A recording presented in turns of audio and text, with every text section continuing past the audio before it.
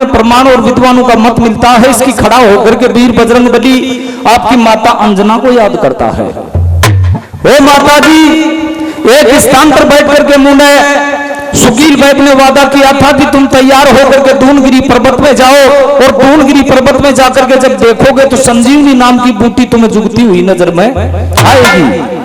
अब मेरी जान घेरा में पड़ चुकी है माता जी, मुझे क्या करना चाहिए? एक बार तुमने वादा भी दिया था कि बजरंग जब कोई संकट आ जाए, जब कोई बाधा आ जाए तो एक स्थान पर बैठ करके मुझे याद कर लेना, मैं तैयार होकर के आऊंगी और सदा सदा के लिए तुम्हारी आत्मा के धीर बनाऊंगी। ये सुनकर के अंजना तैयार होकर के वीर बजरंगबली के पास में आती है। कहो बेटा कैसे याद किया?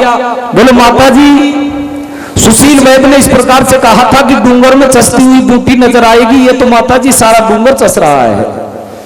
ये सुनकर के मां अंजना ने कहा था कि कोई बात नहीं, अब तुम तैयार होकर के, तुम्हारे पास में इतनी शक्ति है, तुम्हारे पास में इतनी शक्ति है, जब तक तुम्हारा कोई बल याद नहीं दिलाता है तुम बल भूल रहते हो। लेकिन मैं अच्छी तरीके से जानती हूँ, ये पर्वत ले जाकर के उस स्थान पर रख देना, सुकील वैद्य जो बूटी अच्छी लगेगी आपके हाथ से जाकर के तोड़ लेगा।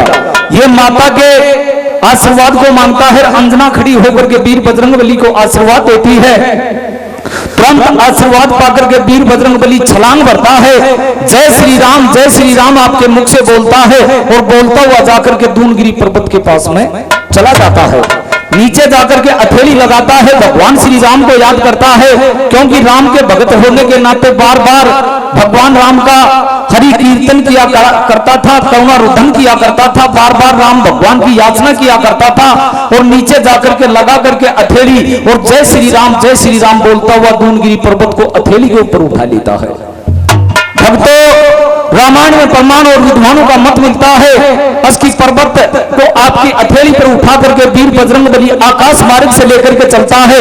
तेज गति से लेकर के जा रहा था। चलती समय ऐसे सुना जाता है, अस्की तड़पुआई का समय था। भरत नंदगांव में रहकर के आपकी टाइम पास किया करता था, और नंदगांव सरयू नदी के तट पर हुआ करता था।